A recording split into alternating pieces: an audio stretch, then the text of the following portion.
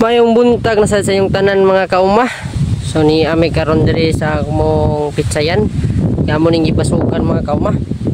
Kay dagko na kayo nya, grabe ka sa pulo niyo mga kauma, kay amo ning na biyan-biyan mga kauma, kay busy kay media sa bantanom namo. So ni ami may sayote, na pumibatong ni mi okra. Na pitsay, so nabiyan-biyan yun siya mga kauma. So kani karon mga kauma amo gisang gidesisyonan nga diri sa ami.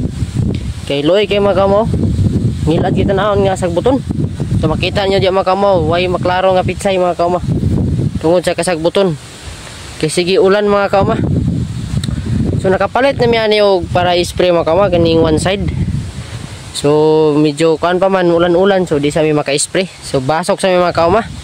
Pag man nagbasok mga kauma, aya mi mag-spray kay naa magi mga bilin-bilin ani nga sagbot nga di maapil mo basok. So mo na mo isprayan mga kauma. Ako man ani.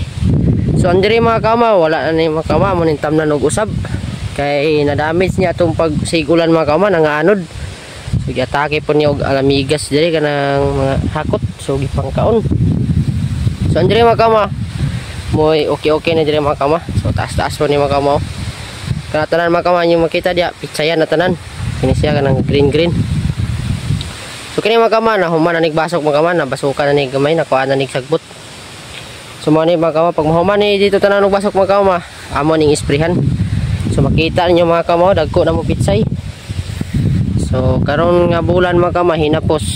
O tunga-tunga baka maka-harvest sa tani. Kay paspas yang pagtubo ani mga kauma pag dako kay sigig ulan. So mo ra ni mga kauma. Daghang salamat sa inyong suporta mga kauma sa pagtan-aw. So padayon lang gyapon mo. So God bless yung tanan mga kauma. Mo ra ni, bye-bye.